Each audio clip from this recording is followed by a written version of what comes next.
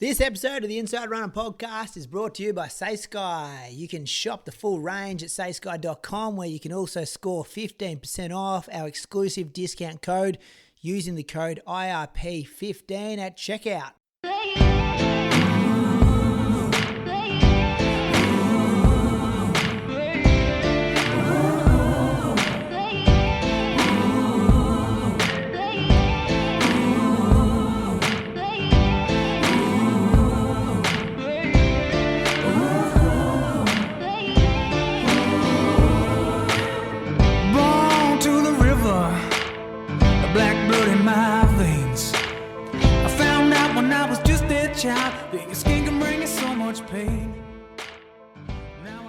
Welcome to episode number 435 of the Inside Running Podcast. A massive thank you for being with us for another week. Big show. Got some doping news, which is affecting an Australian, Georgia Griffith.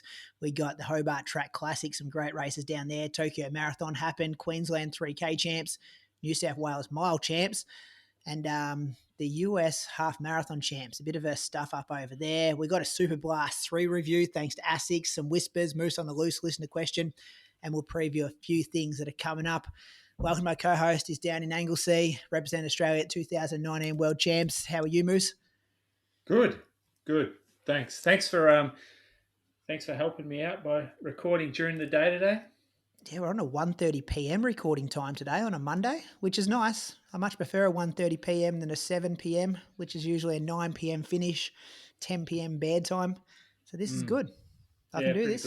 Pretty good, but still, it's a work day, so I'm going to be keeping one eye on the emails, one eye on Croaks, and I'll just skip you, Brady. Fair enough. How are you, Croaks, by the way? The New South Wales over 45 New South Wales 5K record holder. I'm good, thanks, Brady. And I think congratulations are in order. We probably should have done the intro for you this week, given this is the first show of you being a Strava verified athlete. So you officially have the tick. Congratulations. How has life changed? I couldn't believe it, fellas. I got an email from Amy over there at Strava. I thought it was a scam. I actually had to type her name in to Google, just her full name in Strava, just to see what came up. LinkedIn profile came up, and it was legit. Yes, Croaks, I was approached to become a Strava verified athlete. I think there's people out there trying to make like fan accounts for me, trying to copy me and stuff. So made it in life, Moose. Got an email. First thing I did was send it through to you boys saying, hey, do you guys get that email off Amy as well? Turns out you didn't, which was a bit awkward, kind of like when that SaySky suitcase arrived. Remember when that came to my house, but it didn't make it to your houses? And I now have the orange tick on my profile. Real pinch yourself moment. We're dealing. This is the world these days, Croaks. You can be a 217 man. You don't get a tick, but the 219 guy gets a tick because of why? Yeah, why is it? Followers. No, but you have more followers. But you have more me. followers than Brady. Oh, I looked at his last 3 months, Croaks. Nah, I looked at Instagram, I reckon.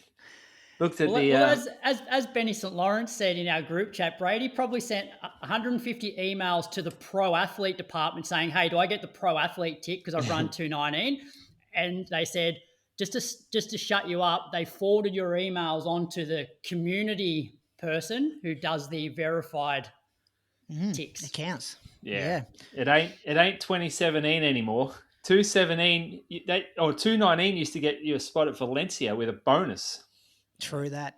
So she called me an inspiring creator slash individual here on Strava, aka people like you. Maybe she knew you had your own you had your own website. Maybe. But then I looked up her Strava profile. She doesn't follow me, doesn't follow you, Moose, but follows Croaks. So did she get me confused with Croaks? She might be an age grouper.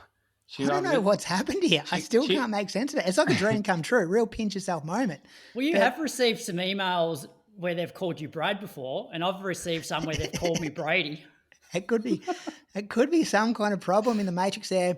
But good news for all the listeners out there is I have responded to Amy and put the case forward for you two, boys. So I penned an email on Thursday. I did it at lunchtime at school, and still haven't received a response, which is a bit of a worry considering it's Monday. But hopefully we get everyone verified soon. You can wake up with a tick on your profile any day now, fellas. Because it feels a bit weird. Like, remember when Nathan Buckley won the Norm Smith medal moose, but his team lost the granny? 2002, no, I reckon it was, don't against remember Brizzy. that. But, like, No. individual achievement, but you can't celebrate it if your co-host can't also celebrate it. I'm okay. Influencer camp paid off for you. Things are happening now. All those podcasts you appeared on. How many did you do? Was it 50 podcasts in 50 weeks or 50 got a few days? in the inbox too. If I haven't got back to you over the last couple of weeks, it's coming. The response. Remember he used to put up a post once a month, like this like creative type contract. lifestyle. Like he was in his kitchen and he was like always on the last day of the month too. Carly would take a photo of him like in this like position where he's sort of pretending not to be acting for it, but he's really acting for it. Yeah. They were grim times back then. Grim times. Things you got to do though. So I think I've also got an affiliate link as well, fella. So next time you renew your Strava, go through the affiliate link and I'll get a couple of dollars in my pocket.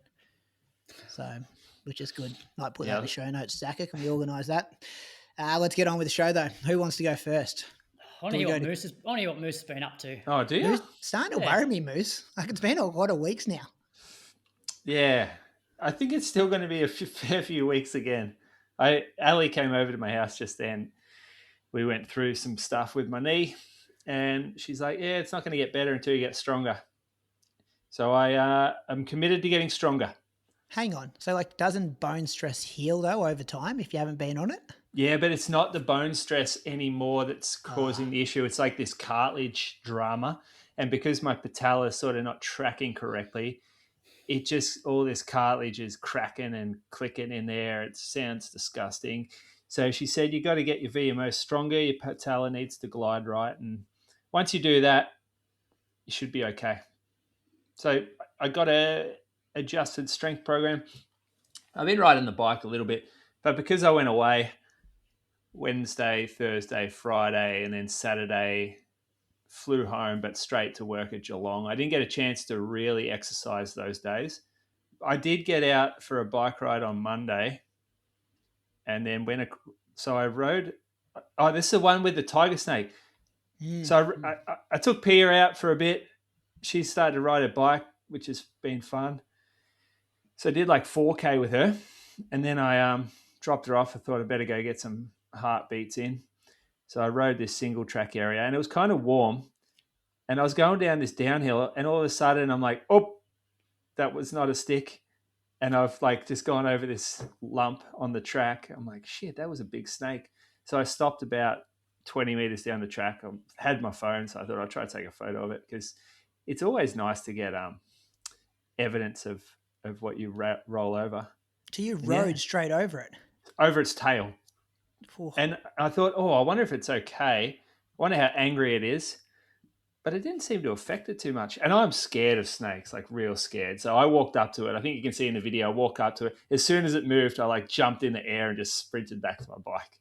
Get out of there. And the next 20 minutes riding the bike, I was so every time I went around a corner, like brakes are on. Real worried. Gave my feet off the ground as much as I could. Would a tiger snake, are they venomous? That would kill you? Oh yeah, they're like, yeah, okay. They'd be we top. don't get them up here. We get browns mostly. Browns are more venomous, but tiger snakes aren't great either. They're aggressive too. The tigers can be a little bit more volatile. Like they're a bit more almost offensive, I think. They can get pretty fat too. This was a big one. Mm-hmm. Yeah. So then went up to I took a meeting actually the next Arvo. Rode my bike during a meeting, boys. Had a meeting with Brad King, IMG, Melbourne Marathon. He ran me through the changes that they've pretty much announced, I think. I think they announced it on Friday last week, changes to the Melbourne Marathon Festival.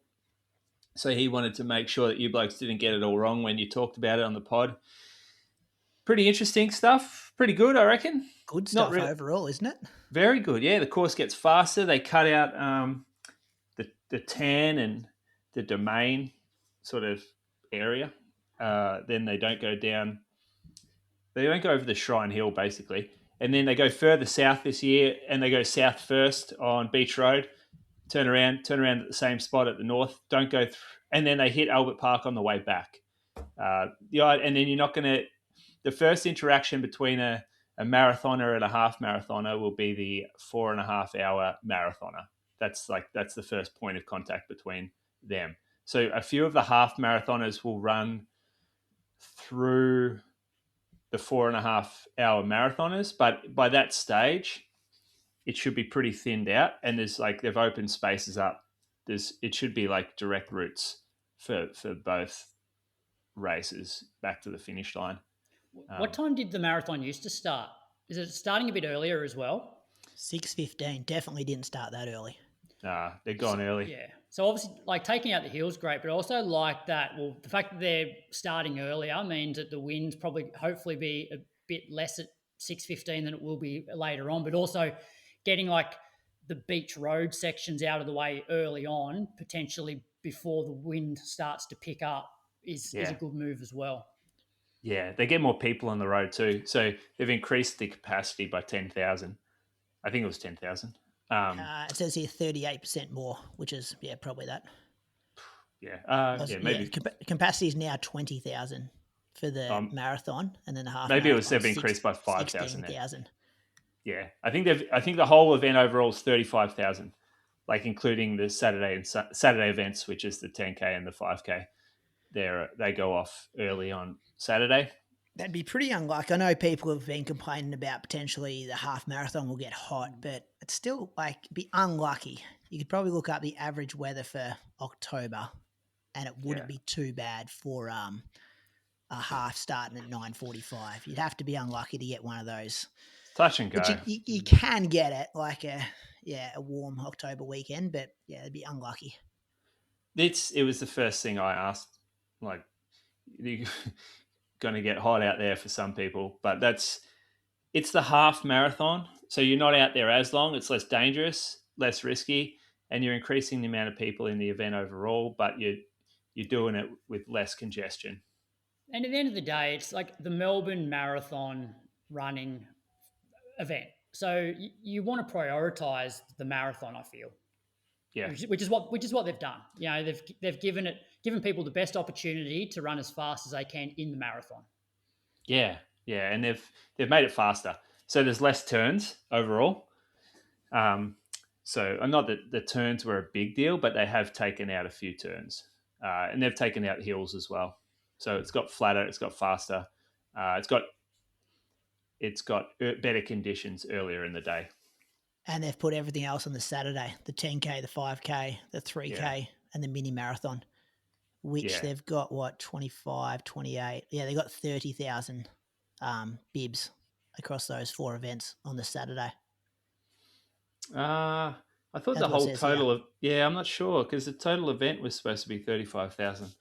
Yeah, it says here the 10K's got capacity of 15,000, the 5K 10,000, then 3,000 for the 3K and 2,000 for the mini marathon. Well, maybe the Sunday is 35,000.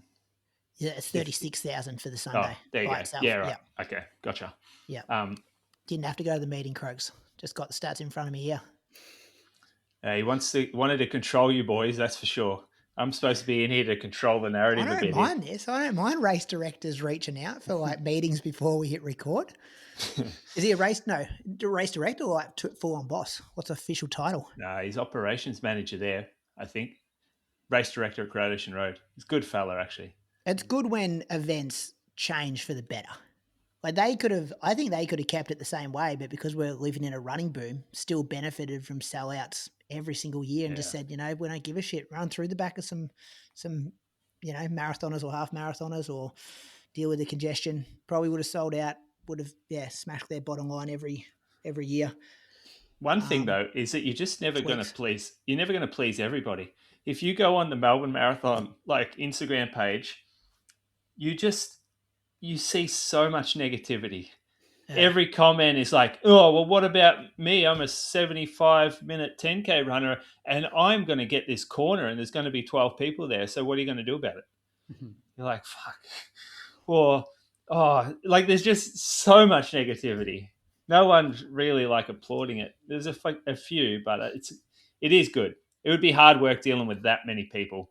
How many you get? 1,000 at that sweat first thing. We're like 800, but we'll get to 1,000 this year. Sell out at 1,000. Yeah, imagine 35,000 and you did it for profit. Oh. Like actually you were doing it for profit. So I wasn't doing it for profit. We were giving $14,000 to the local hospital, mate. Sorry, but imagine if like the charity ones I used to do, not like the profit ones. No one really complains because it's like their money goes somewhere. But here, they're making money off this. So I think though that sometimes can be a cop out. Like events can deliver a subpar standard and say, "Oh yeah, but all the money's going to charity." But it very rarely happens like that. Yeah. Anyway, good changes. Then he say anything about Kipchoge coming?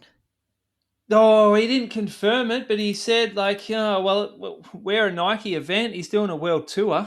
He's trying to hit all the continents. And it makes a lot of sense, doesn't it?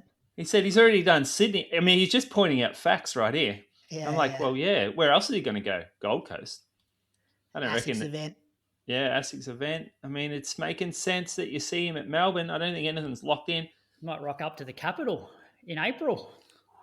Oh, yeah. Was his world tour Oceania? Like, can he go to New Zealand? No idea. Or was it Australia? That's something I didn't care about or read about.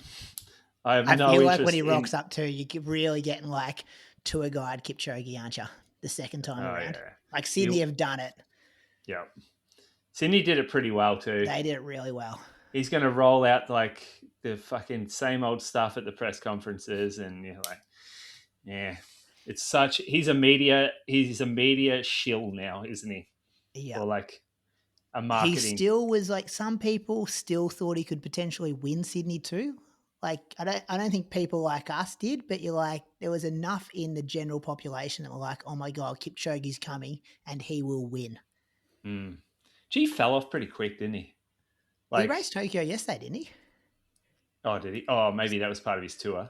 They were talking about him in the we'll get to the stream a bit later, but I didn't know he was even racing. And then I just heard someone mention it because I could listen to some commentary that I couldn't see anything. I'm just looking up. I'll confirm that as you keep going through your week. Yeah. Oh, well, my week, then I head to Canberra. I did the only thing I did up there was strength training. And on Sunday I went out for an hour 20 on the bike and hit up some hills. Really enjoyed this. I'm getting some endurance with the riding. Starting to feel like I can go out longer and longer.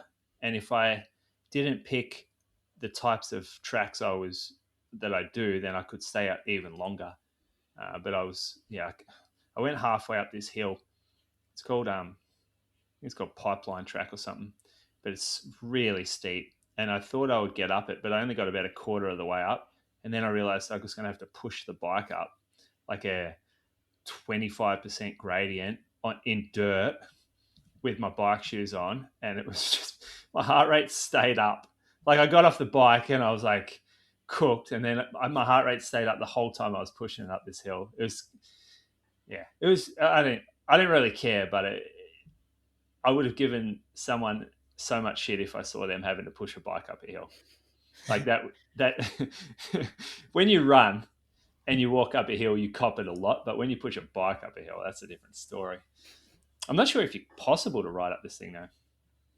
Anyway, that's me.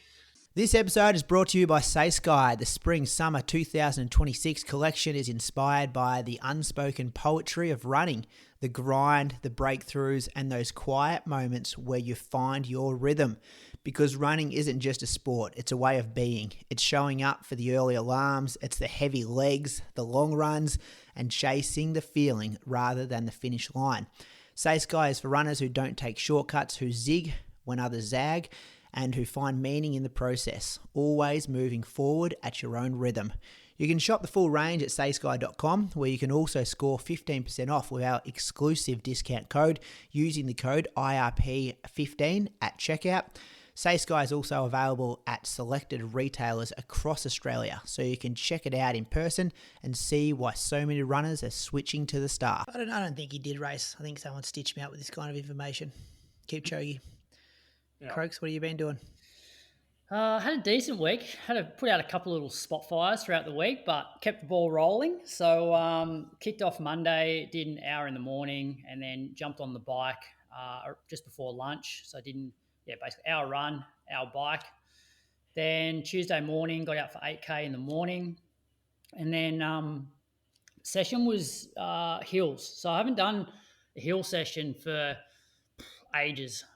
So I was a little bit nervous about it, just in terms of, because the last time I was doing hill sessions was when I had that like insertional Achilles stuff. So I haven't really done hills at all since then. So the session was 2 sets of 8 40-second hills. So run up for 40 seconds, 80 seconds recovery on the way back down. And then after 8 reps, we'd have 3 minutes recovery and then do another set. Felt fairly good for most of this session. I'd say maybe the last 3 reps of the second set definitely started to get that really like heavy quad feeling, or like, back end of a race feel where you're trying to hold form and your legs are starting to get like fairly fatigued. It didn't help that it was like 30 degrees. So it was pretty hot day. And so if you look at Medio Pace, Brady, it was plus 14.8%. That's the highest I've seen one, Croaks. With the elevation and heat. So, but I felt 14.8%, 34 seconds a K. Can you change the settings on that to give yourself a bit more like leniency? Yeah, I don't know. Like I reckon it is quite lenient at times. Have you? I was talking to Phil during the week. Have you put like your measurements and stuff into your profile? Like what measurements? Like your height and your weight and your age. I haven't. You have to do that. That actually makes it more accurate.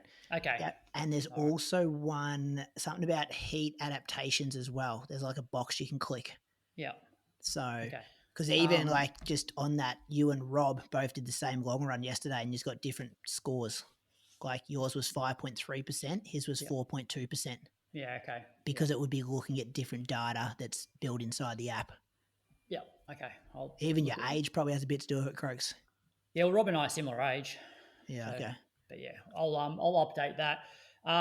So like heart rate, I got into like mid 170s probably for this session, which sort of if you're doing this sort of session like 40-second hills, like your heart rate should get fairly high. I was a little bit concerned about how I would pull up the next day from like an Achilles point of view, because just during the cool down, there was a couple of times when I'm like, oh, is that my Achilles? But I woke up and I was completely fine. So I got out for my midweek long run, did 90 minutes. Just Croaks, before you go further, with so much worry about what would happen here, why is it worth it? Yeah, well, I'll get to that, because I did my midweek long run. I did 90 minutes and I felt fine during it. It was quite muggy, but after I finished that, my right knee was it was sore for basically the next day and a half. Probably wouldn't have been an issue because I didn't have any pain while I was doing that midweek run. It was just afterwards, just walking around, I'm like, oh, my knee's a bit sore. And it was the opposite knee to what was sore a couple of weeks ago. It was just right at the top of the kneecap. So I went to the gym that afternoon, and then come Thursday, I decided to not run at all, because I thought, well, it's a 40, 45-minute run, and I'm better off just taking that day off, smashing some anti-inflammatories. I was getting some treatment that night from Jimmy Barker. So I thought, well, if I take the day off, then potentially I get on top of it and I can train normally Friday, Saturday, Sunday. Whereas if I go out for that 45 minutes, flare it up a little bit more, I may have to take the rest of the week off. So, it was the first day I've had off in, I reckon it was over 70 days. Saw Jimmy that night and he said, yeah, look, it's probably just a bit of the quad tendons just a little bit aggravated there, sort of, where it sort of attaches to the knee. But I woke up Friday morning and it was fine. So I did. I'll get to your point, Moose, about that session. So then Friday morning, I did 8K in the morning, and then Lily had her swimming carnival, so went along to that. And this is going to make me sound really old, but I don't know if you guys have ever experienced that if you just stand in one spot for a long period of time and don't move, your lower back just starts to get really tight and sore. All the time? Yeah. So I basically left the swimming and I'm like, God, my back is just really tight now. And to the point that I was then sort of getting a bit of like sciatic type sort of pain down my leg and stuff like that. I was just like, oh, this week's just sort of been like one thing after another. But it wasn't enough to stop me from doing a session. So I warmed up, still felt fine. Like I still felt fine running, maybe just a bit clunky. So the session I decided to do was just a 40-minute progression run because I thought to myself, Tuesday was high intensity. So I'm going to go for basically my lowest intensity session that I do. And that's the progression run because I know the first 20 minutes of that thing is just super comfortable. So I did 10 minutes at 16.5K an hour, 10 at 17, 10 at 17.5, and 10 at 18. And so from a heart rate point of view, it was like 144 for the first 10 minutes, 150 for the second, 155 for the third 10 minutes, and 161 for the from 30 minutes to 40 minutes. So it was a fairly comfortable session, like average low to mid 150s. Got through that fine. Did 60 minutes on Saturday. Didn't do another bike ride or anything like that. And then ran with Rob and Jack yesterday morning. I did what we do, just over 2 hours, 4:18s. It's my third run in the Mega Blast. So it was my first long run in the Mega Blast, actually, because I've been doing all my long runs in the Vomero Plus, but they're dead now, so they're in the bin. So I'm like, okay, new long run shoe, Mega Blast.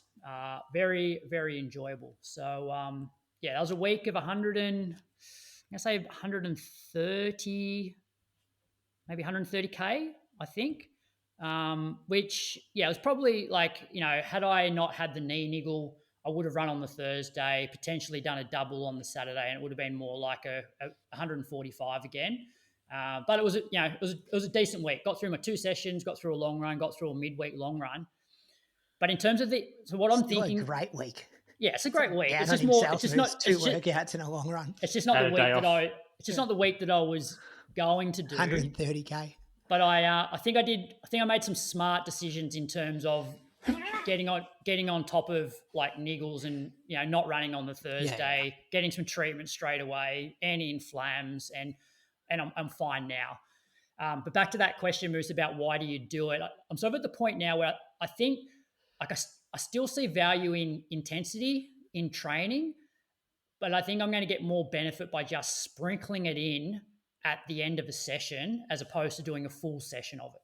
So what I mean by that is rather than do these 16 40-second hills, which I could get away with a few years ago, go out for a 25-minute tempo, have a bit of a break, and then do 4 or 5 hills at the end of it. So I'm still getting some of that stimulus, but I'm just not getting a whole session of it. Yeah. Thoughts? And you well, I don't think you need it. Like you've got so much better and you've had so much progression without doing it. And you've worked out like sustainability is the key to improvement for you. Consistency of training trumps this risky, like hard hill repeats where it's nice to run with a group and like work hard together and all that. That's a fun bit, but you got to niggle pretty much immediately. And that can sort of risk everything for you. Yeah, so just stay within range. Yeah. Like nothing out here, nothing out there. Just keep doing what you're doing, cranking out 140K weeks and the record's yours. Yeah, I agree, Moose. Like even the back end of that week, although the session on Friday, like it was comfortable enough, but there was just this extra level of fatigue all from that sort of intense session on the Tuesday that took me a long time to recover from. That being said, like yesterday's long run, like I averaged 128 for the 2 hours. So like it was a comfortable run for me. So anyway, I'm all good. Body's risk versus reward though with those workouts. Help or hinder. Yeah. Hey, I'm in the opposite boat as you with the long run shoe. Every long run I've done since I've been back going has been in the Mega Blast, and it's pretty cooked now. I'm ready to retire it. And the white on white colorway. Have you got the same colorway? Yeah. It looks terrible when you get some dirt on it. And then I was like, okay, what's my new long run shoe going to be? I was going to ask Moose today, but I think you've told Vomero me. Plus. Like I probably haven't taken it for longer than 70 minutes. I thought it was maybe a bit too much shoe for a long run, but you've convinced me. I've done every midweek long run for the last. Well, I ran 800 Ks in that thing. Yeah, okay. Yeah, I think it depends where you run. I wouldn't be on good for some Bendigo, would it? You need something a bit more nimble to get over the rocks. Yeah, I would go closer to the ground with Bendigo. Moama, though, you'd be fine. Yeah, you would be fine. It's got some good foam in it. It's stable. Depends though how quick you get going. Mega Blast will be way more. It'll feel way better if you do get going in it. That's all I do is put that on for Sundays. Like the last 12 Sundays, that's the only time I wear it Sundays. Great shoe for long runs. I'll whip through this week. Find me your total Ks, Croaks, because I think you and I are going to be real close, like within 1K of each other. I was 130.6. Oh, 131. Gotcha. Monday, 51 minutes easy, 4:48 pace. Tuesday, I like this workout. 1K under threshold, 1K over threshold, times 8, so 16K. Did 3:15s for the ons and then about 3:35 for the floats. Average 3:24 pace. That Fast R from Puma Moose is a good shoe when you hit the spot in it. And I was hitting the spot at 3:15 pace. Didn't feel great at 3:35 pace, but when you hit that sweet spot, you can really feel nice in that one. So, yeah, this was a good workout. Hot and humid, but good to get it done. Wednesday, pulled up pretty well. Did 16K at 4:38 pace. Thursday, 50 minutes in the morning, listening to the Road to Somewhere podcast there. That was good. And then in the Arvo, did my first double. First double in 5 months, boys. Did 30 minutes at 4:43 pace. After school, I thought 5.8% was big Croaks from medio pace. 15 seconds per K. But you smoked me before when you pulled out your numbers. And then Friday, did Moose Fartlek. The Friday mornings at the moment, really, probably 30-minute fartlek's too much to get to work on time, and you got to wait for it to get light. So I say this every time of year at this time of the year, need to get a head torch soon. Talk to me.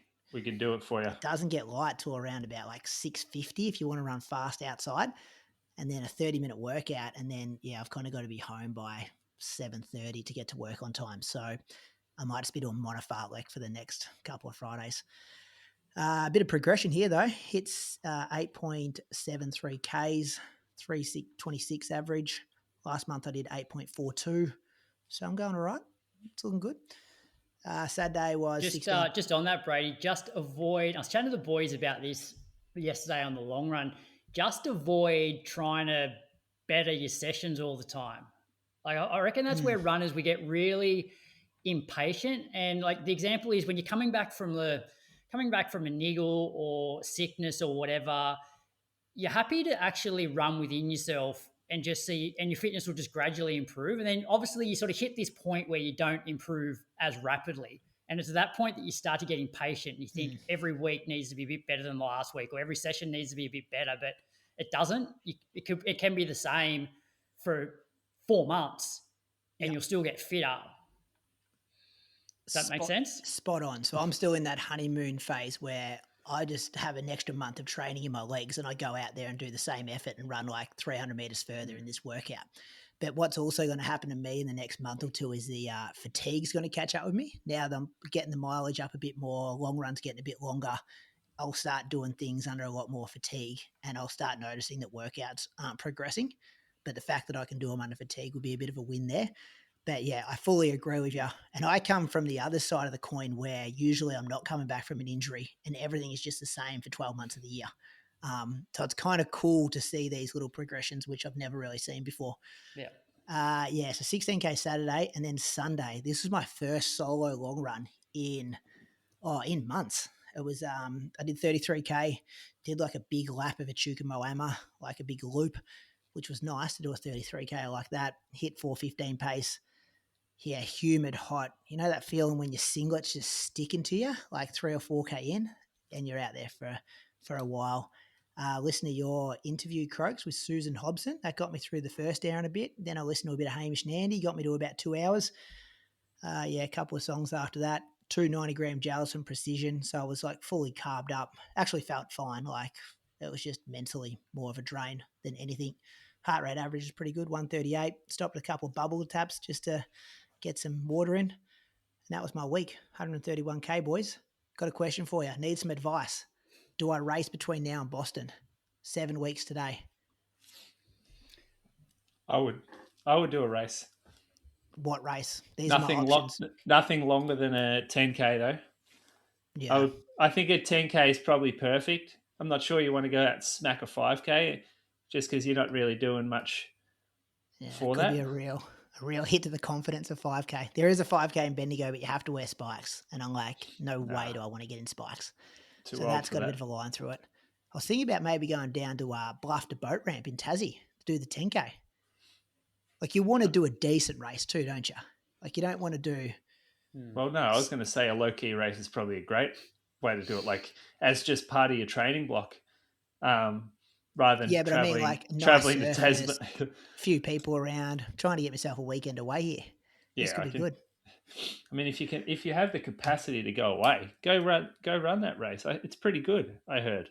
I also think you don't need to, like, the marathon's an event where if you sort of fit, like, you don't need lead-in races, and it's more up to whether you want to race. I think I don't think you need to race between now and Boston, but well, the thing is, if I choose to race, I'm losing a long run, and I kind of need long runs or long workouts. Like the race is 7 weeks. It's probably only five big weekends to go. Be good to find a low key event though to do, maybe like get that you got this verified tick on your Strava. Like you want to go and they might take it off me if I go down to Bluff to Boat Ramp and come 18th. I'm on there for a creator, Croaks, not a pro athlete. So I just got to keep creating, inspiring individuals. Let's thank some Patreon supporters. See what happens race-wise, boys. We'll think about that. You didn't really give me an answer. But anyway, let's thank some. Who you got, Croaks? I got Richard Gibbs. Richard lives in Lincoln in England, and according to Strava and his Power of 10 profile, he's run 16:18 at the Doddington Hall Park Run, 33:41 at the 2022 Skegness Coasters 10K, 69:27 at last year's Great Eastern Run Half, and 2:31 at last year's Frankfurt Marathon. And I'm pretty sure he runs for Skegness and District Running Club. So thanks for your support, Richard. And hopefully you've got another marathon in store this year and crack that 2:30 barrier. Thanks, Richard. Who are you thanking, Moose? I have James Griffiths from Sydney. Lockdown Strava, but we found the following results. Hopefully it's him. 17:28 at the Greenway Park Run. 33:59 at the 2024 Sydney 10, 78 minutes at the 2023 Gold Coast Half, and he ran 2:46 at the 2024 Chicago Marathon. I think you were there that day, Brady. I was. I'm just trying to look him up now to see if his face looks familiar. If maybe he came to the shakeout the day before, because we did that. Good race that day. Good weather. Women's Have a look at this though. Have a look at this. He's only 18 seconds slower than Richard Gibbs over 10K, but Richard has him by 15 minutes over the marathon. Got some work to do, you reckon? Hot day that day in Chicago. I think Richard's just very strong. His half and marathon are much more biased. Like he's biased towards the long stuff. He's a strength guy. I'm going to thank Edward Wilson. We think he lives in Sale, Victoria, and runs for the Traralgon Harriers. According to Strava, he has ran 17:23 for 5K and 82:58 at last year's Canberra Half Marathon. His best marathon time came during the 2024 Wilson's Prom 47K, where he finished 20th in 5:36, and it has close to 1,500 metres of elevation. We think he may be a school teacher at Gippsland Grammar. There we go, Croaks, another chalky. Another man in the trenches, working hard. Well, I'm not much of a chalky this year. Isn't it Monday? Today, yeah. It's Monday at what time? It's Monday at 2:15 p.m. 2:15, yep. But you're really in the... Don't teachers work during the week? I haven't taught a day this year. Not helping me here, Croaks. Not helping me. Part-time. Well, yeah, we're striking in a few weeks, Moose. I think March 23rd or something. Oh, that's some bullshit. Get a pay right rise. there. Did you That know? is some. Did that you know is if some I bullshit. worked in Moama compared to what I work in Echuca, guess what the difference in wage is? New South Wales, Victoria. Don't care. Just have a guess. Like what ballpark it would be? What, per day? No, per year. Well, okay. Yearly difference. If I was just a standard school teacher in Echuca, standard school teacher in like Moama, no leadership jobs. Like someone who works 5 days a week. 5 days a week. How much? $8,000. $15,000. That's massive, isn't it? We're losing all our teachers in Victoria to across the border here in Moama. I'm the only one going backwards. I don't know what I'm doing. I don't know why I'm going to the cheaper option. I think we should be protesting in New South Wales, saying this is too high. Bring them down. Bring them back to Victorian rates. Yeah, that's crazy. That's pretty good. Pretty good. It should be even. New South Wales. It should be even. I agree with you. Cut out New South Wales. Especially 15 border grand. towns. We're getting smashed up here. Everyone's jumping over the river. Bring them down. Anyway, this week's running news. It's proudly brought to you by Precision Fuel and Hydration. Croaks, what do we got this week to kick things off? Yeah, so that doping news that you spoke about. So remember Teji in the lead up to last year's World Championships? Like I think in the day, like a couple of days beforehand, it was like she wasn't allowed to compete. It was whereabouts, wasn't it? Yeah, well, failed to submit a sample, a drug test. So we've got some additional news since then. So I'll just read this out. Got this from the Sidious Mag. The Court of Arbitration for Sport has sanctioned 2-time world championship medalist Durabi Welteji with a 2-year ban after finding she committed an anti-doping rule violation by refusing to provide a sample. She missed the 2025 World Championships in Tokyo due to a provisional suspension and will now be banned through to 30th of June 2027, with all results from February 25th, 2025 onward wiped from the record. This includes her silver medal at the 2025 World Indoor Championships 1500 metre final, where she ran 3:59 to take second behind Segai and finished ahead of Great Britain's Georgia Hunter-Bell, who was awarded bronze on the day. Australia's Georgia Griffith took fourth in an Australian record of 4 minutes 0.8. Teji also loses her 3:51.44 personal best from the 2025 Prefontaine Classic, which moved her to number 8 on an all-time list. So the reason why this came about was that on the 25th of February 2025, 3 sample collectors arrived at her home for an out-of-competition test. Her husband told them she was asleep.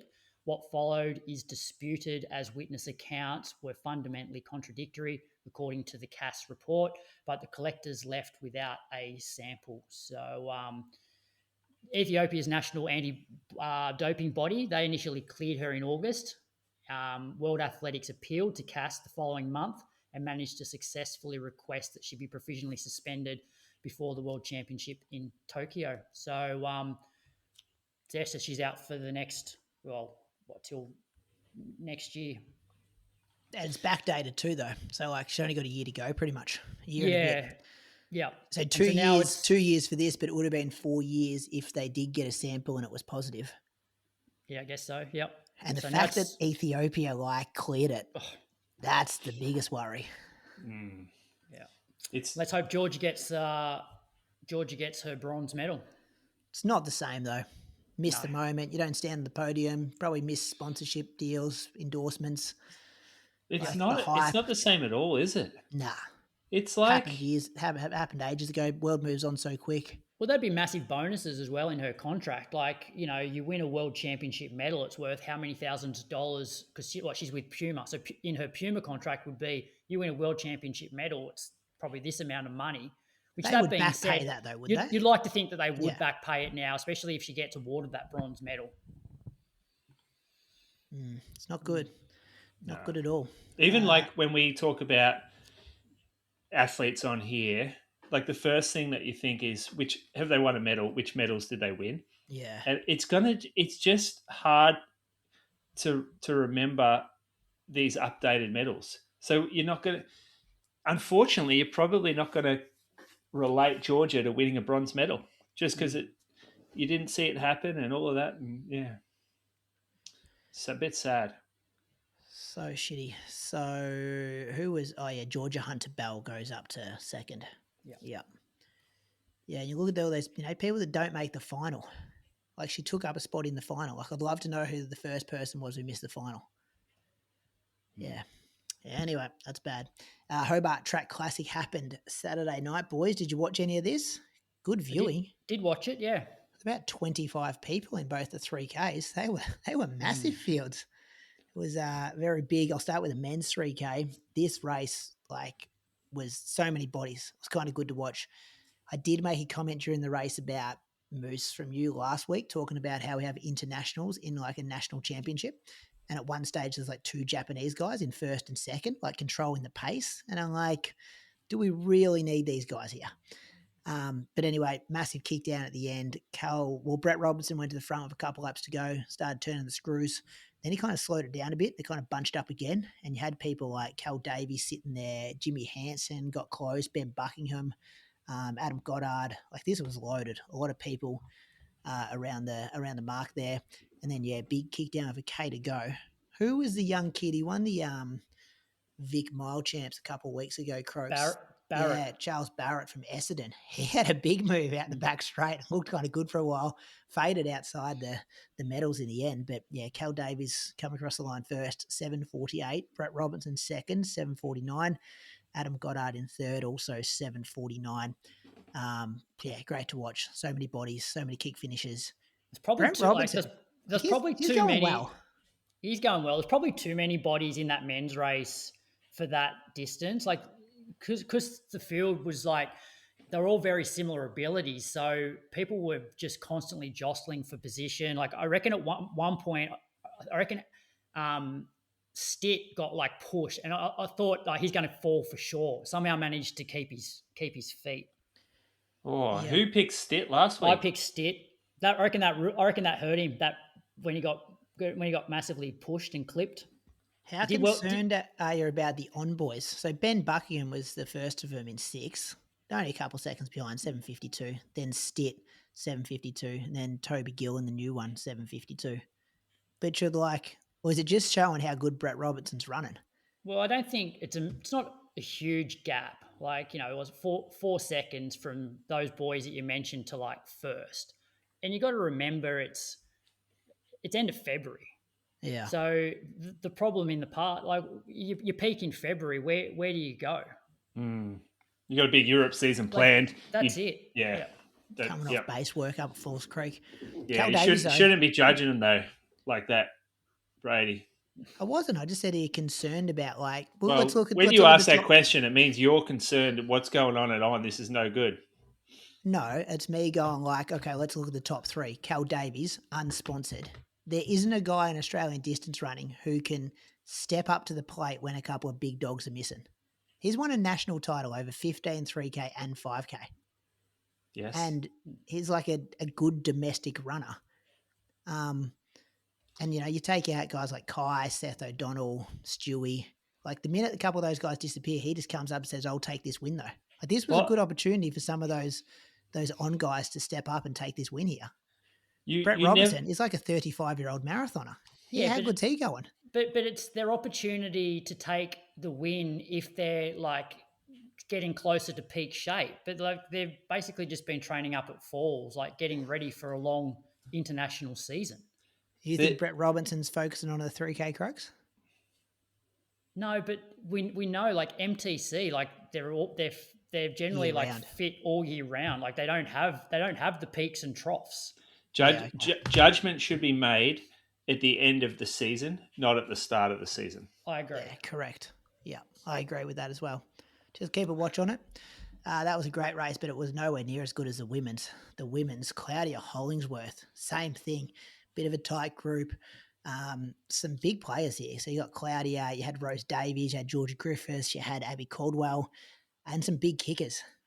Rose went to the front, couple laps out, tried to string things along, tried to open things up a bit, got a bit of a tiny gap. And then when the big kick down came, Claudia just did her thing. I put them to the sword. She put 2 seconds into them in the last lap, and she's putting Georgia Griffith, we just spoke about her, bronze medalist, world indoors. Abbey Caldwell, great speed over 8 and 1500. Rose, was she in fourth in the end? She She wasn't finished top fourth, three. yeah. So like we know how big her kick is. We've seen a few times at Zatopek. So she ran 8:37. And I'm gonna call like her 3K debut.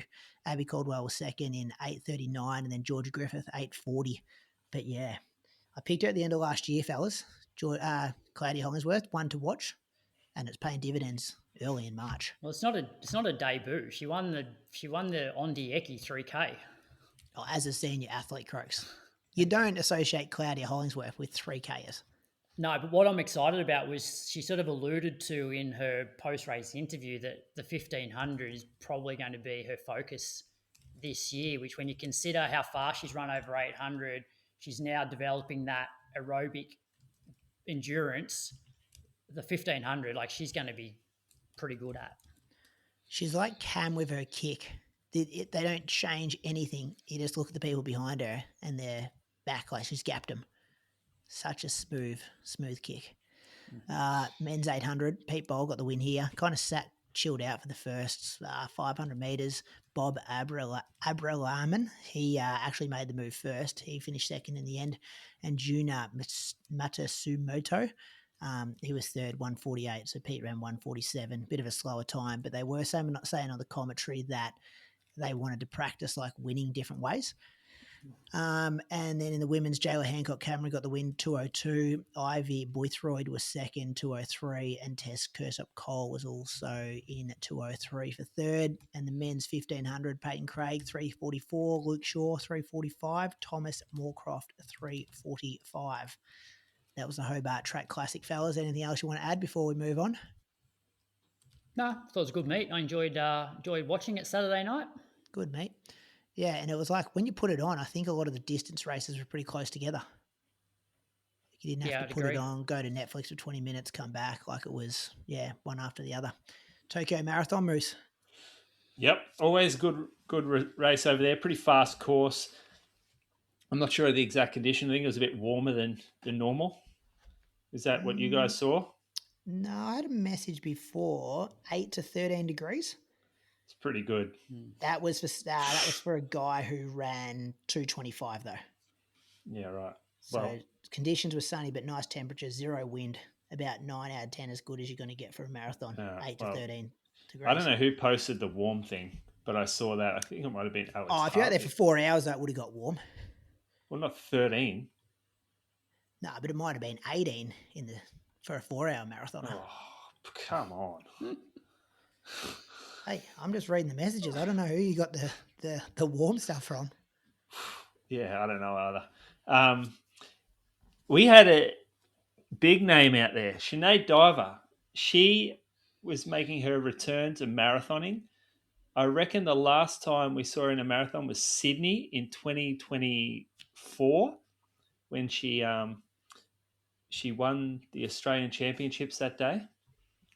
Pretty sure she did. And hasn't had a real crack at a fast one since then. So pretty cool to see her out there. She ran 2:29.56. She was 19th in the race. I don't think she was too happy with the time.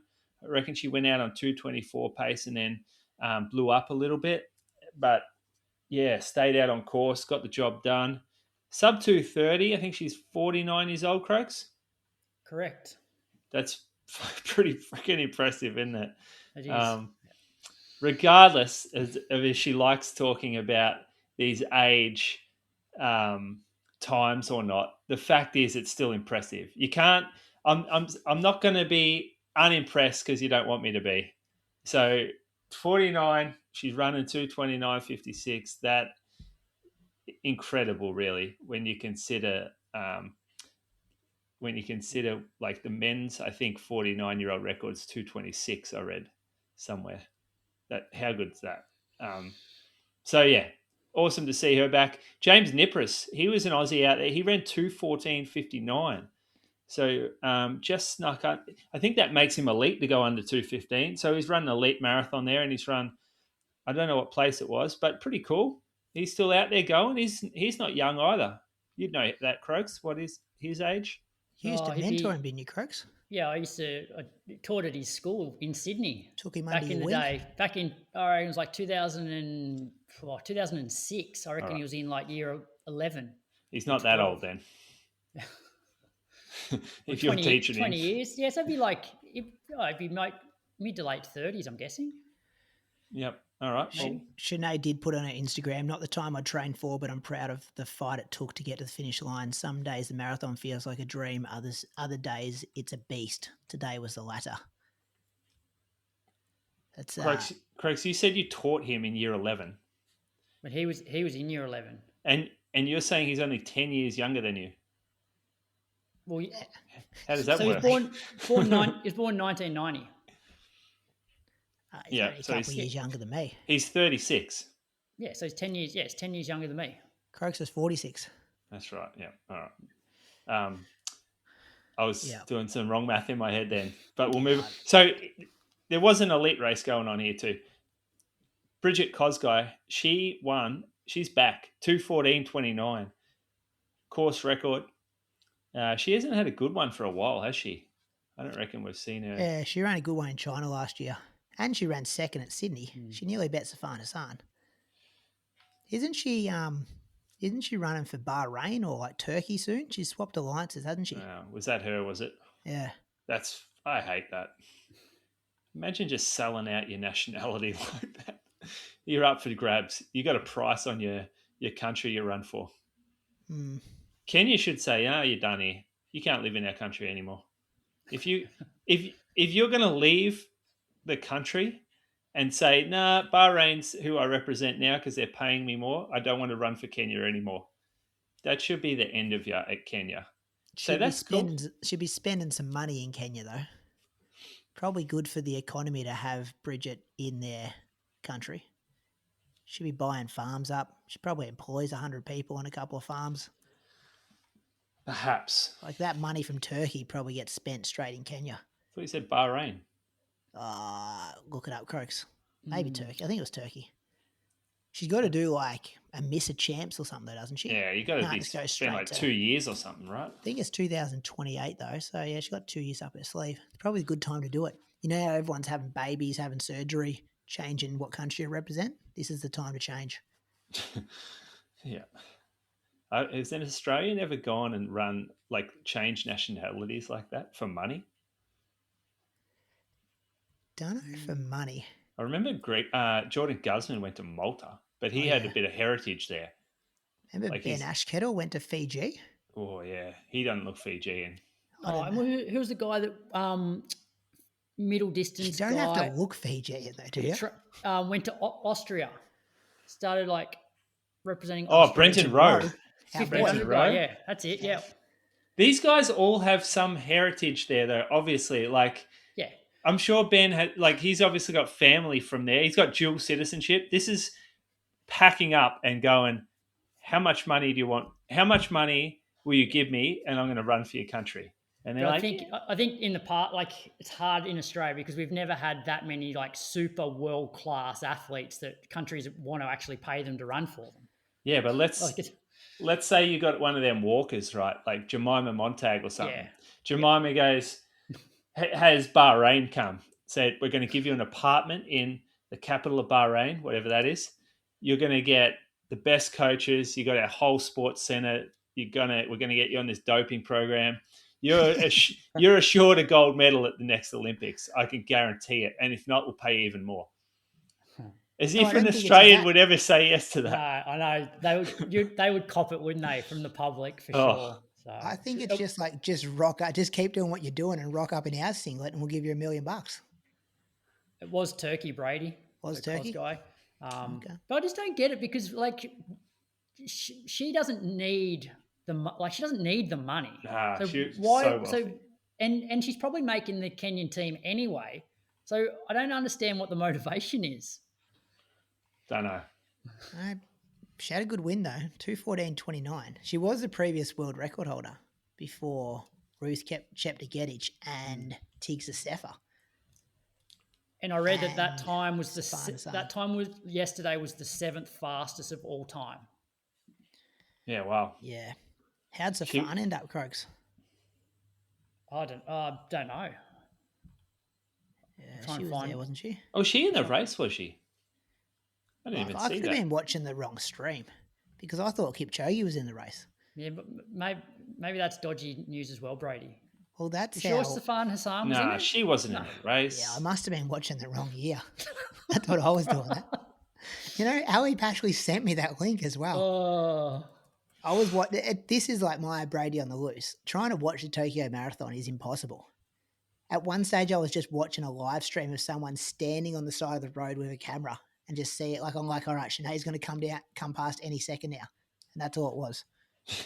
But yeah, so this, if someone like me accidentally is watching the wrong race, the wrong year, and doesn't realize it. That's pretty funny. Yeah, Pashley stitched me up there. She sent me that link. Good gag, Ali. Real well, good gag. if anyone's got time, it's her too to get it right. Second place was running. She's running London, Brady. That's what I thought, Crooks. I don't know what Ali was on about here. You've had a shocker here, Brady. But she did. Both Kipchoge and Safan Hassan both got dropped in the race. I saw them, boys. They got dropped. Brett Liner was doing the commentary.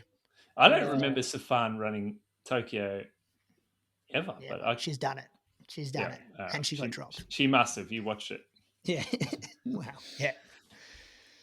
Second in the ladies, Bertakan Welder, 2:16.36, and Harwi Facer, 2:17. In the men's, Tadisi Takili ran 2:03.37. PB, was it? Previous? No, it wasn't a PB, but he defended his title. He won last year. Wow. Close race. Close race. PB, but yeah. Yeah, he beat Jeffrey Toroitich Kipchumba, 2:03.37, and Alex Matiso, 2:03.38. Oh, that's quick going. Solid times there from the fellas. 31 people under 2:10. Deep. Yeah, real deep. What's the most ever? What's the most? Cam Levins, he was 2:06.47. Seguro Osaka, 2:05.58. Like these guys. Really? 2:05.58. He just come off Valencia. He did. Wow. He ran 14 seconds faster last year, Moose, the guy that won. Yeah, right.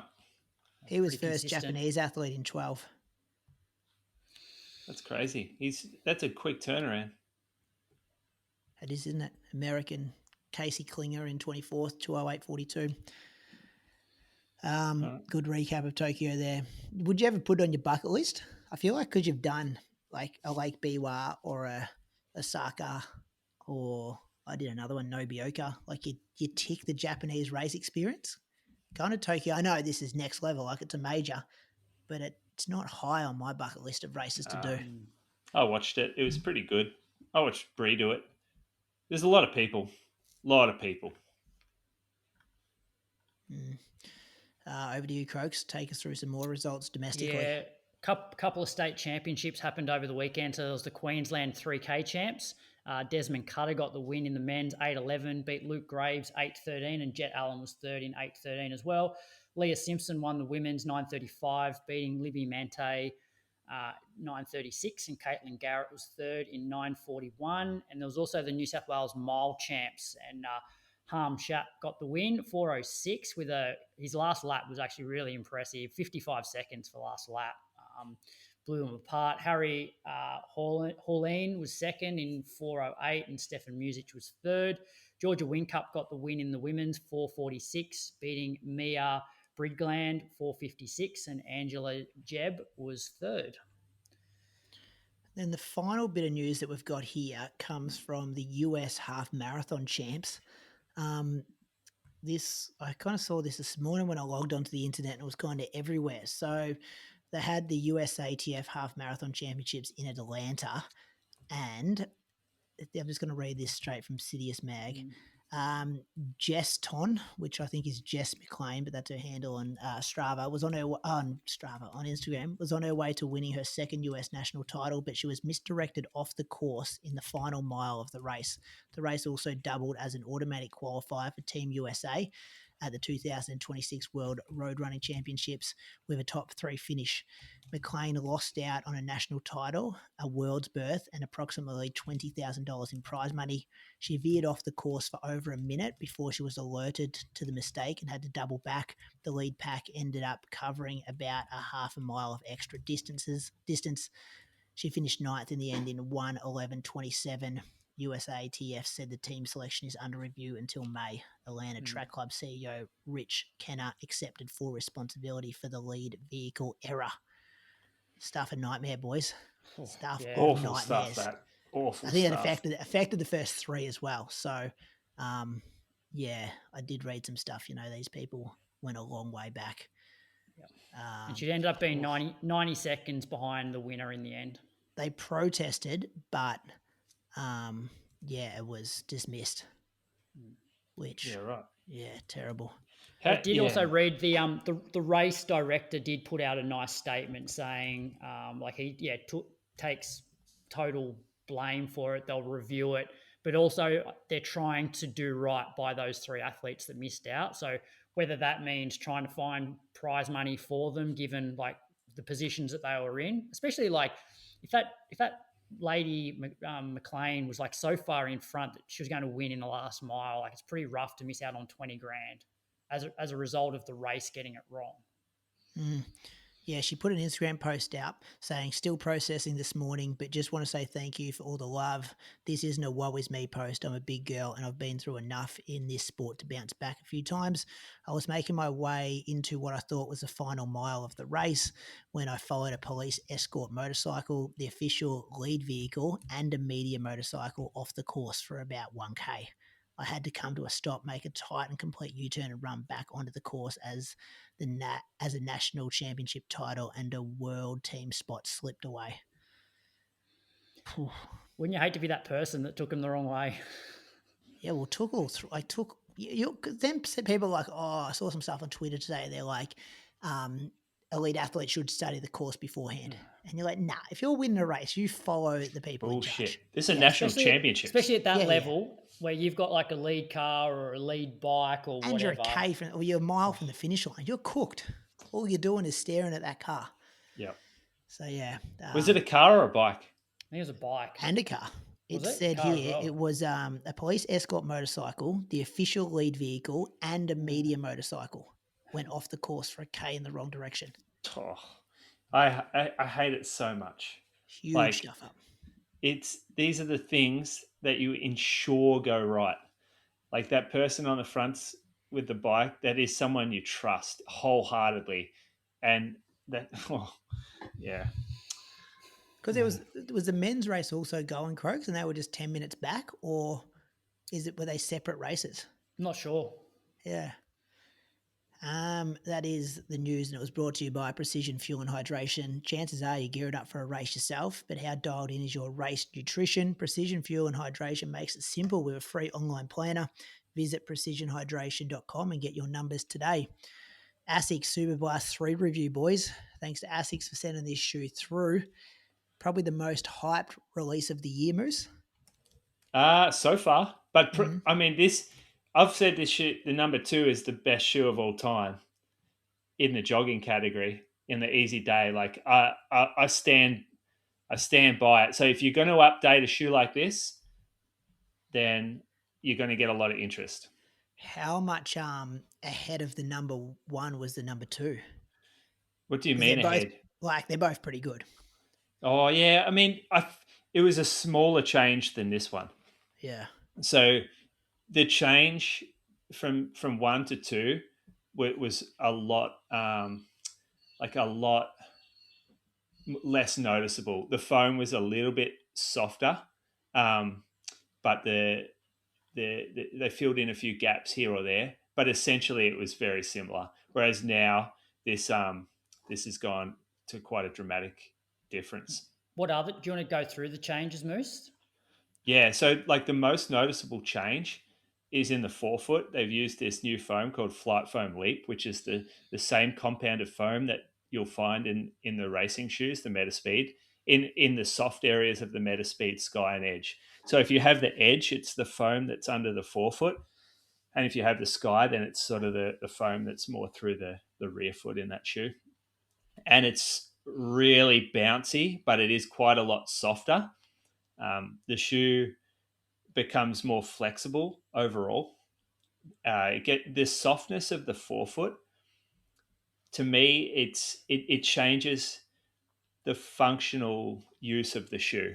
So the Superblast 2 I always loved because it had this element of firmness to it that you could wear it for 2.5 hours and it would still have like a rigid, snappier type feel. It was also firmer, so I found it more stable to take on a variety of different terrains. You could get moving in it if you wanted as well. Probably not as aggressively as the Mega Blast does, but you could still kick down the pace because the foam in it was brilliant and it was pretty stiff underfoot. And there's a bit of rocker to the shoe as well, which had you in a nice forward position. But this new one, it polarizes things. So since they brought Mega Blast out, people had trouble working out whether they were a Super Blast or a Mega Blast wearer. The shoes kind of did the same thing. Whereas now the Mega Blast sits there as that faster, up-tempo type daily trainer.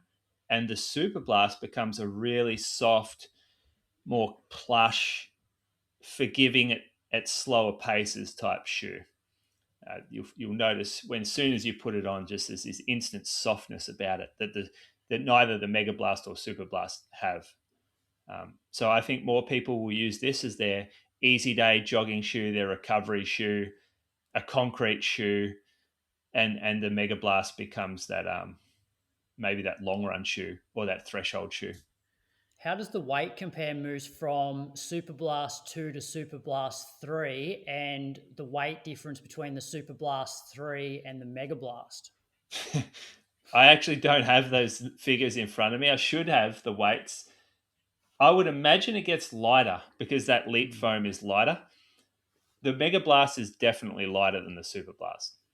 Like that's why it feels better to go quicker. But it also doesn't have that softness in the forefoot where instead of being soft like in the race shoe, it has a plate in there to give it like a propulsive type feel. Propulsion rocker feel in the Mega Blast. Yeah. The Super Blast doesn't quite have that. So you can slow your pace down and appreciate the softness.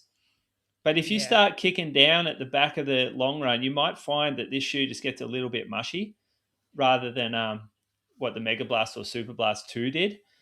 But if you're taking this shoe out on a Monday morning, it's going to be a delight. Well, I did that this morning. So this morning was the first run in it, and I loved it.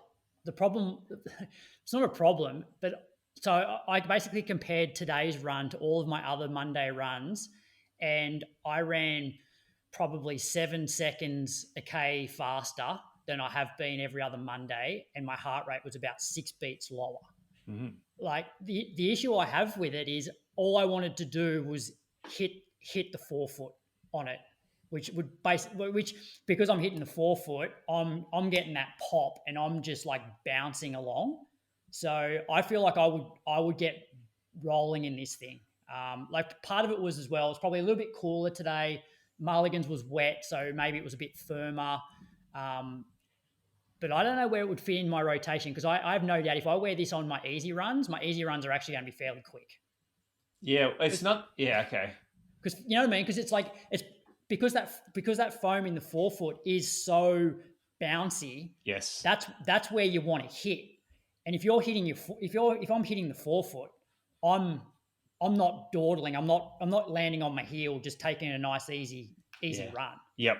Yeah, no, I get you. And that foam is very energy returning, so you will get a lot back from it. I just behave probably because I'm a heavier guy.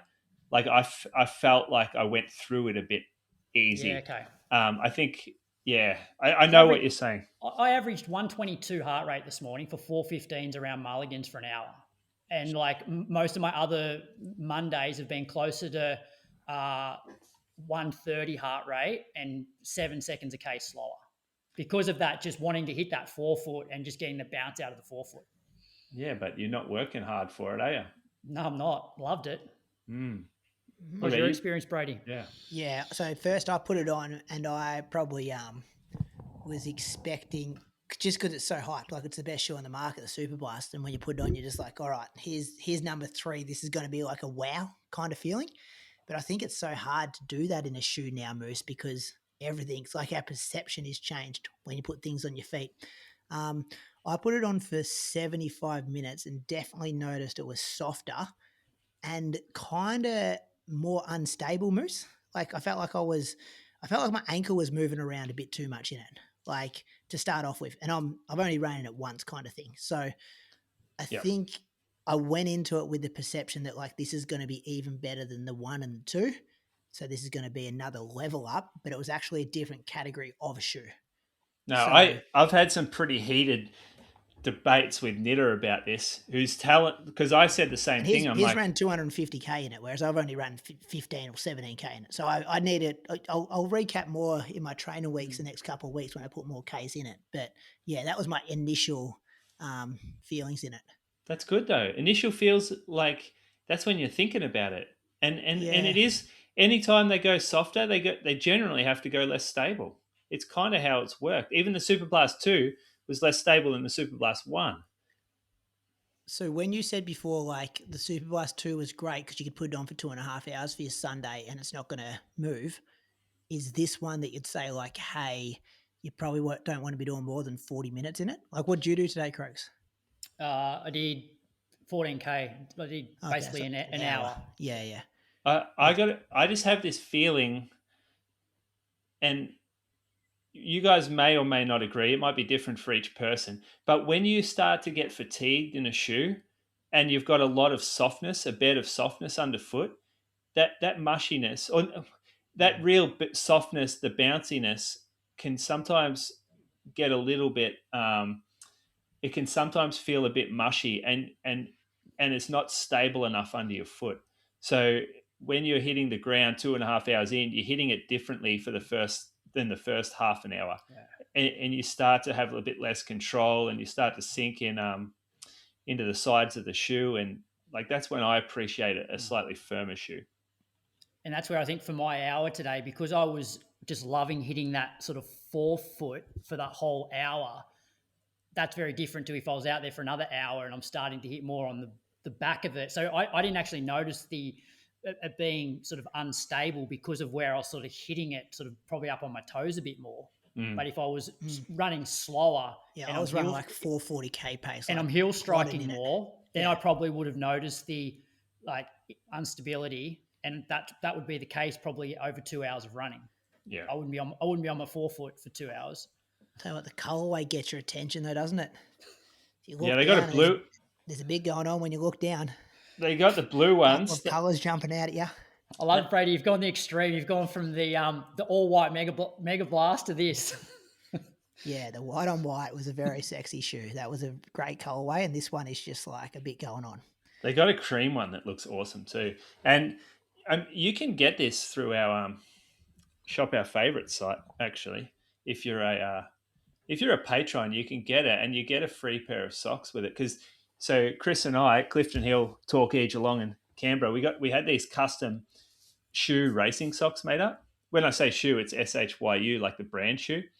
And we're going to give one away free for the first 100 people that get a Superblast from us. So they're pretty good. They're worth $35. It's good socks. I still haven't put yours in the mail yet, Croaks, but I'll get there this week when I get some free time. We'll get there. A massive thanks to Asics for their support of the podcast, and that was our Superblast 3 review. Whispers, boys, just hold on to your hats for a second. I've got a few things written down here. Jack Rayner, Callum Hawkins, Gold Coast Marathon. Early whispers, elite fields. But wouldn't that be good to see?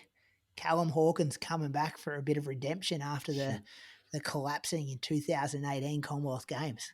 I'd love to know where you got this one from, Brady. Oh, they come in, Croaks. My inbox. That's early days too. What are we in Feb? Someone, normally takes a whip to get that through. Yeah, so just keep a watch. Nothing's in cement there, but there's just a couple of little simmering away whispers there. Be good to see Jack win a Gold Coast Marathon too, wouldn't it? Break the Australian or the fastest Australian on Australian soil time. Yeah, Liam Adams. Yeah, when I saw it, I was like, I want to see him go run 2:07 somewhere. But then I'm like, actually, I'll take a win. Go win it in 2:08:30, Jack. Just keep a watch on it. Might not happen, but just keep a watch. Ali Pashley, Ballarat Marathon, the headliner. So we got everyone down there. We got Tommy DeCano. We've got Reese Edwards. We've got Ali Pashley. the way they're doing these announcements on social media, boys, absolute dog's breakfast. So obviously when you apply to be in the elite start list, you've got to send through a little bit of a bio and then like why you want to do Ballarat Marathon, which then they just copy and paste onto their social media, but it doesn't actually say most of the time what event they're doing. So like you'll see a picture of someone and then it's why they want to do Ballarat Running Festival, Marathon, whatever, but it doesn't say which event. So it's really hard to make sense of who's doing the 5K, who's doing the road mile, who's doing the marathon, the half marathon. They roll them all out randomly. So 1 minute you got a guy who's run like 33 minutes, and then the next post is Ali, an Olympian, like top 10 all time, come 13th in the World Championships, and then the next one's like a chick who's run 19:30 for 5K, and they're just like bang, bang, bang, bang, bang. I think whoever's like running their social media must get paid like an hourly rate. So they just put in a couple of hours throughout the week. So for 1 hour, you just get 16 posts and then nothing for like 24 hours. But yeah, I'd just prefer a list of like, who's your top 10 people in each race. Is it listed somewhere? Because now I don't even know. Oh, yeah. So could you tell me who's Ali racing? Who's her competition? No, well, not off the top of my head, I don't. Yeah, it's hard to know. It's still 8 weeks away. 8 weeks away. So, they're starting to drip feed some names. We're just not sure what events they're doing, but that's exciting to see Ali going around Ballarat. Got some accommodation the other day, Moose. I'm going to go over. You going? What are you staying? I don't know. Carlos booked it all. Not sure. What date is it? Close to 26th of April. Anzac Day, around there. Oh, who knows? No, I'm not there. I'm in London then. Oh yeah, London Marathon weekend. Yeah, must be nice. Still a chance, you reckon? Very nice. Still a chance I can get up for it? 8 weeks. Yeah. It'd be a big battle, wouldn't it, to get up for it for a year? I'm looking forward to seeing Chriso. No, Puma. Chriso won't be there. No, he'll be there. He'll have some MCC job. Before. Oh, he might. Might go from Boston back to Norway for a couple of nights and then down to London. Yeah. Chriso, he ended up being sick for 2 weeks. Didn't get out of bed for 2 weeks. What, didn't run for 2 weeks? Nah, check your Strava. He did that Barcelona half marathon when Jack broke the record there. Yeah. Hasn't just started back going the last couple of days. Croaks, any chance you'll pace her? There's been whispers brewing about this. Ali's made the call. Message come through? No call, no. No call, no message. Wouldn't it be the dream team, Moose? Croaks, Pace and Ali. He'd make it about himself. It'd just be... Imagine the crowd on Pleasant Street down there. He'd make his own podcast about it. I have not promoted this at all. He just whispers about it, though. 225 Croaks she wants. Anyway, I don't think so. I don't think that's the whisper at all. New Asics kit looks nice. That's all I have to say there. The new Pro kit. A couple of boys rolling around that down in Hobart. A couple of people over at Tokyo. Melbourne Marathon changes we've got to. And the other thing, boys, our music poll. It's now officially launched to the public. So we tested out the Patreon supporters last week. 1,456 different songs have been voted for so far. So you just go to our website, insiderunningpodcast.com, and then you will see one of the tabs there. It's really simple. Just come with your list of 10 songs, and then you just type them in and just hit vote, vote, vote, vote, vote. Do it 10 times. We are going to compose the best ever running playlist ever in this. By doing this vote, it's great to look through some of the songs I've never heard before. Then I play them, and I'm like, yeah, I can see what this person's doing here. Some really, really good tracks. So we're going to do some stuff over social media this week just to fully launch it. I've asked every single one of our hosts to come up with their top 10 songs just to put on a bit of a Instagram post. Only one host has replied to me. So that was Nida. Thanks, Nida. What about Tom DeCano replies just saying, no, I don't listen to music. I'm not doing this. I'm like, who doesn't listen to music? What, at all? Just real straight batted me. Yeah. It's a real personality thing right there. Someone who doesn't listen to music. What an interesting guy. It was weird because I was like, surely he listens to a bit of like. I love having music in my ears when I'm running. Yeah. Nah. I sent him through what I sent to you guys. This is what I want to do. Here's the visual. I just need your 10 songs. Going to do it with all the hosts. Like, the UK boys have got it. Ali and Leanne have got it. Nick Earl's got it. Everyone's got it. Zach has got it. Here's right. Mate, I don't listen to music. Might have to skip me on this one. It would be a disservice to your listeners. So I'm just going to make up 10 songs for him, like Aqua, Barbie Girl, Spice Girls, stuff like that. Just put it out there. You got Money, money, money. Yeah, we'll put that in there. Give me a list of 10 real lame songs that we put next to Tommy's name. Tommy loves a bit of money. Yeah, any money. We should just do 10 money-related songs. Good one, Croaks. That was good from you. And I was going to get the apology music again, but I'm still waiting on some stuff to come through. So you might hear a bit of that next week, boys, when we offer an official apology from maybe a stuff up from last week. But just waiting. I can't learn Japanese, but may have missed something in the Osaka results last week. So stay tuned for next week, listeners. All right, Moose on the loose.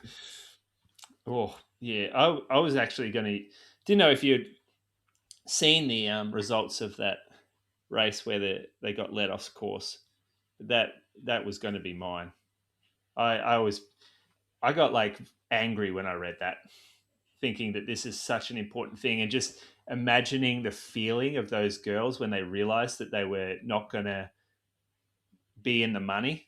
Like, these are professional athletes. These rely on this money, and they realized that due to someone else's mistake that sort of cost them 20 grand, but also a spot on the US team at that point in time. That must have just been the worst feeling ever.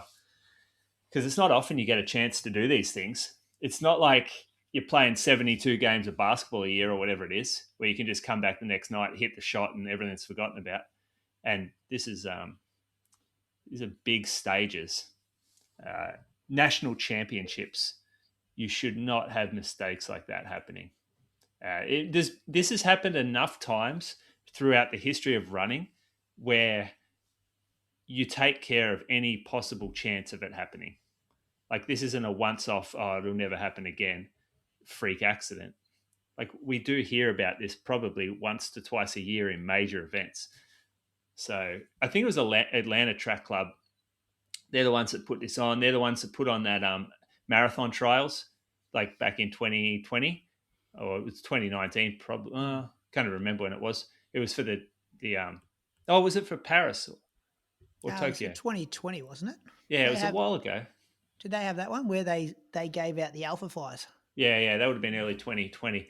The same crew that put that race on, and they seemed to do it really well then. But yeah, just made me mad when I read it. Well, I think they hosted the half marathon champs last year as well. I think that's what the race director put in his like apology or his statement. Yeah, they're probably not getting any more after this. I've got one for you. This come through Sunday morning. I woke up to this in my inbox. It was Athletics Australia's post after the 3,000 metre championships. It's got a picture of Callum Davies pointing to the sky. Got his glasses on, slick back hair, and the moustache looks really good. Just winning a national title, just putting a few blokes to the sword. Massive bib on that says Davies. This was their caption. 3-time champ. Queensland's Adam Goddard has added a third Australian title to his name, claiming the 3,000 metre title with a masterclass final lap to clock 7:48.21. Superb running at the Chemist Warehouse Summer Series. How do you stuff that up? How does that happen? How do you stuff it up? How did... Oh. Well... Yeah, there's kids at school I could put in charge of the Instagram account to not make that mistake. It's not even been pre-written because the times are all like... They've included the times. So it's not like it's pre-done. They've accidentally posted the wrong one. And it's not like they've got the names mixed up because they didn't recognize the runner. They have a big Davies on the front, like you said. It's just...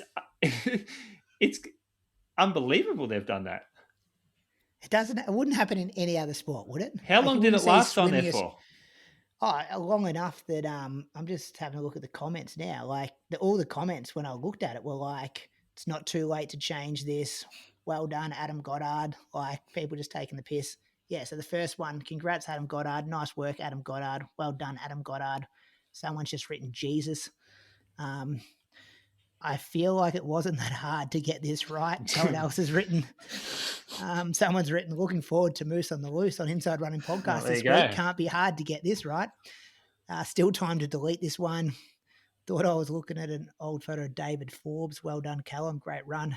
Still time to fix this, AA. So the fact that they haven't even just gone and deleted all those comments. Deleted the post and just repost it. Yeah. I want to know though what his name is on the singlet. So AA are an organisation, they're a business, people are employed, it's their full-time job. This guy whoever's posted this, he would have a boss. How does it look at work on Monday? Does he get called into his boss's office and get basically a dressing down for being so incompetent, or it just nothing happens? Because don't know. You'd be pissed off if you're Callum Davies. That's his moment. Oh yeah. It's always the athletes who it hits the hardest with these things. We shouldn't be talking about that. Well, especially a bloke out there trying to get a sponsor, and then you've got someone else getting the recognition for his work. Yeah. Listener question, Croaks, bring the show home. This episode's listener question is proudly brought to you by Precision Fuel and Hydration. And the question comes in from Rosemary Catton. Advice for someone doing a 5K track race on March 6th. They've never raced on a track and are aiming for a big PB. Walk us through tactics, pacing, and what track running feels like. Good question. This is actually a really good question. We sort of often talk about, trying to get, recreational runners into track and field and on the track, and running a 5K on the track is very different to running a park run 5K. So what are your tips when it comes to 5K on the track? Do you want to start with differences pre-race to a park run?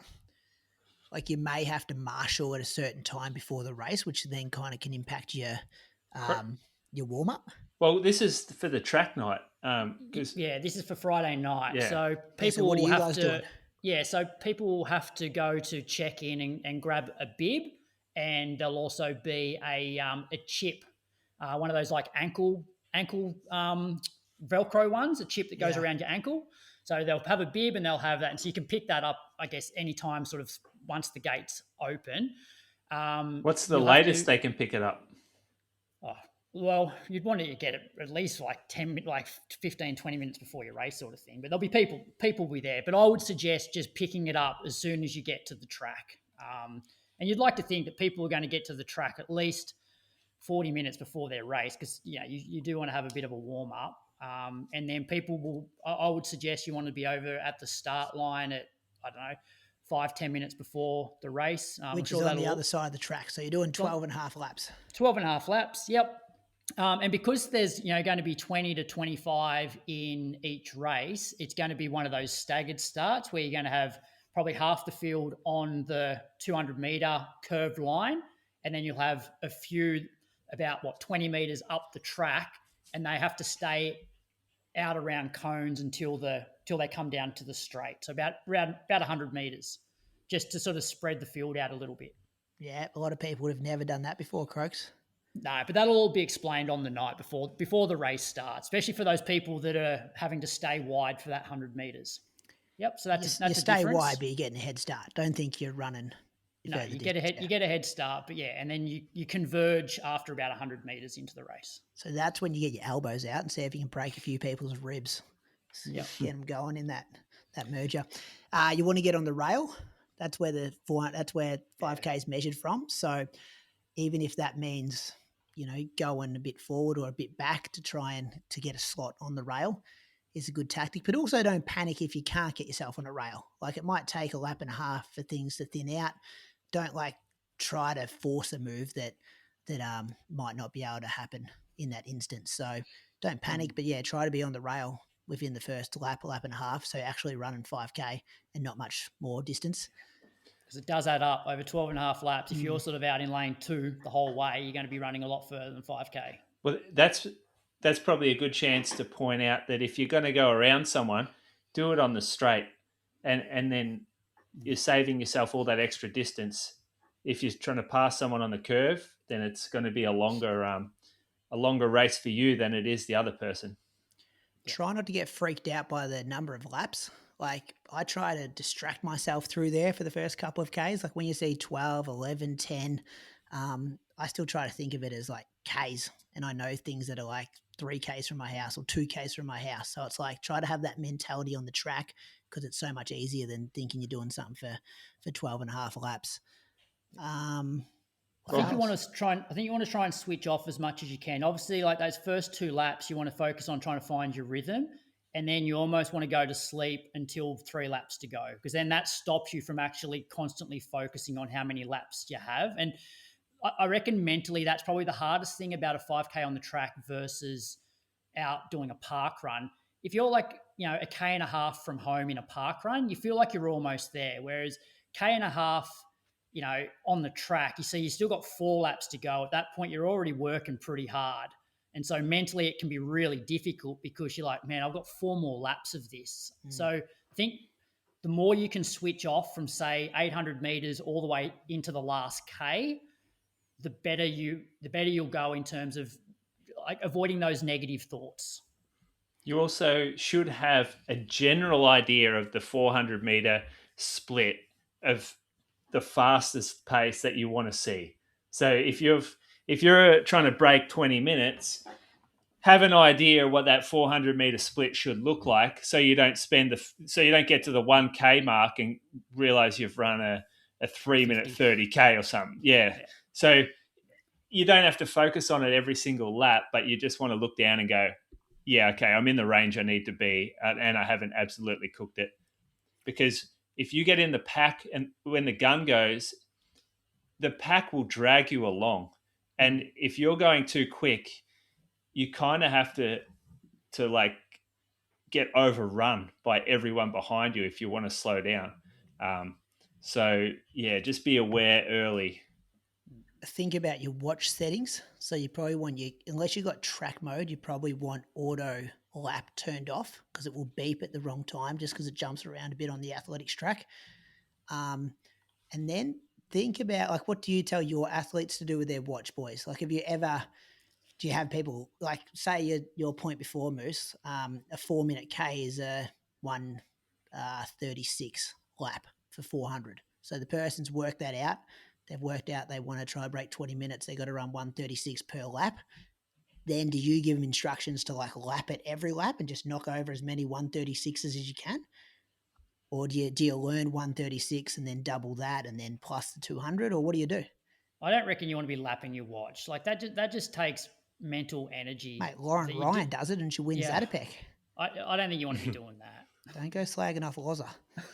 She works for her. But yeah, that is one tactic. Like if you're someone who you just want to say, hey, I'm going to do this for the first 10 laps, know what half of 96 is, and then see that, look at your watch every 200, lap it every lap, and then just bury yourself in the last K. Not a bad tactic. I think you want to get through, I think with a 5K track race, you need to get through 3K feeling like pretty comfortable. Yeah. Otherwise, that last 5 laps is absolute hell. Don't underestimate how much when you kick down 2, you can find time.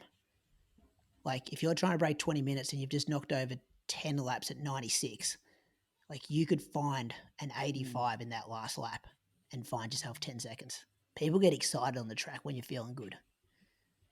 And look, there will be, for quite a few of the races on Friday night, there will be paces. I'm just having a look at Rosemary's time here that she's aiming for, and actually for her race managed to, you've always heard of Rory Hunter? Yep. Represented Australia at World Cross in Bathurst. He has kindly offered to pace 3 kilometres of that race at 21-minute pace. He's coming back from some injuries and stuff like that. So, so he doesn't have 5K in him? Well, he's happy to do that. So there'll be a pacer in that race. Cam Myers will be out there on Friday night. He's offered to do 2 5K races back-to-back pacing, somewhere in that 17-minute to 20-minute range. How's that? Young King is happy just to rock up and just do 2 5K races back-to-back as part of his 10K for the day and help out the running public. That's awesome. So good. Paying any of these paces? So good. No, it's a community event. They're happy to do it. Jimmy Barker is going to do 2 races as well. Here we go. So you're going to race it? This is this Friday night. It's Friday night. So sort of a bit of it depends on, because it's the first year of the event and I'm somewhat involved with it. If things need to be done on the night and pick one or the other, I could pace. I could do some pacing as well. You could go sub 15, Croaks. Maybe. You want Like, to put a slab on it, Moose? we'll see. Not You with own this a slab, attitude. actually. So, Ali was I don't know. supposed to get you. I just don't know how the night's going to pan out. It certainly won't be the race. If I do go for 15 minutes, it's like probably not the same setting as the New South Wales 5K. I'd say this one will be very much more like spread out, and I can't just sit at the back and chill out at 3-minute K pace. Have you got a headline act yet for the men's race? Women? So in terms of the invitational, we got Michael Roger, Clara Dess in the women's, who she ran 9 flat at Hobart on the weekend for 3K. We've got Braden Noonan, who's a youngster that ran at World Cross this year in the under-20s race. Thomas Cross, who's a training partner of Cam Myers. Sam Jones. Oh, Sammy. Coming from Wollongong. Yep. He might win it, Sam. So I think Rogues probably goes in. I don't know. Rogues. Tom Cross has run like 350 for 1,500 or something, 351. Should be a good night anyway. Food trucks, music, magician. Good luck at Rosemary. Going to have to fill us in, Croaks, with Rosemary's result next week. Rosemary's good. She came in the store the other day, actually. She's great value. She's good on the Patreon comments too. Some good feedback there. A lot of people saying how good your interview was, Croaks. A lot of people writing in about that with Susan. Yeah. Known Susan since 1998. You know what I loved about that interview was just some of the old school stories of they used to race just about every weekend. And I sort of love that in terms of, even this Friday, like rather than pumping every single race up to be something where you're going to blow it out of the park, why not just go in and run a pretty hard effort, instead of a training session? Like that's sort of what they were doing back then. Yeah, it's good as a week's training. Yeah. What a great interview. I'm not even sure I'd ever heard of Susan before this, but I'm so glad I listened to it. Nick just wrote in just then on Patreon. That was the listener question. Thanks to Precision Fuel and Hydration. Visit precisionhydration.com and use the code IRP2026 for 15% off your first order. What's coming up, Moose? You going back to Canberra? Oh, yeah. Got to drive up with the family tomorrow. So pack the car and try to make it with everybody alive.